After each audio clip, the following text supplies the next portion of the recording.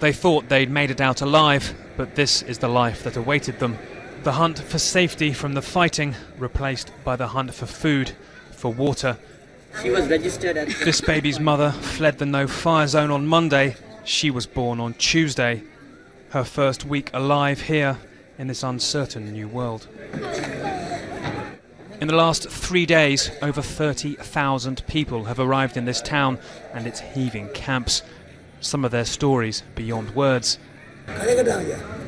His friend behind him tells him to talk. "I got shot," he says. Our hosts, the army, are filming. The bullets still inside him. This town, Vavunia, is swelling with the displaced.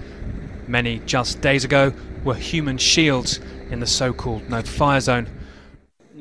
This man said 27 people died around him. Both sides were fighting, both sides were shelling. We were trying to save our children, so we couldn't concentrate on who was doing the shelling. We had to crawl along the ground to get away from the fighting.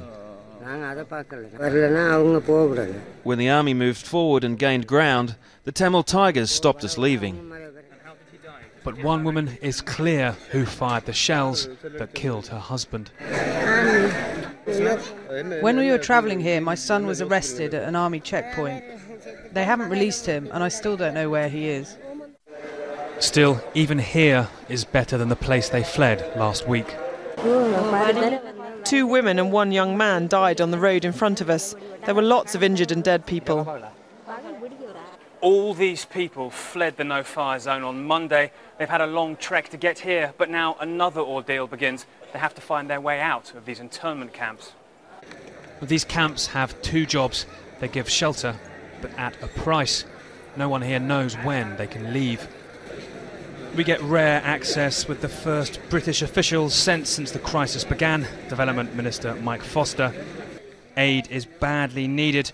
People were so hungry near here at the weekend, they fought each other for food.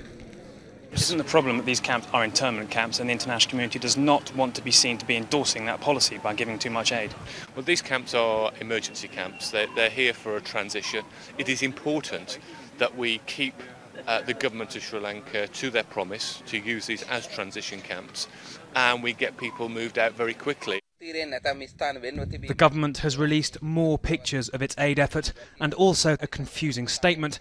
It said it would stop using heavy weapons like artillery in the no-fire zone, but that's something it's already said it was not doing. The UN's top humanitarian official told me he was not convinced by their promises.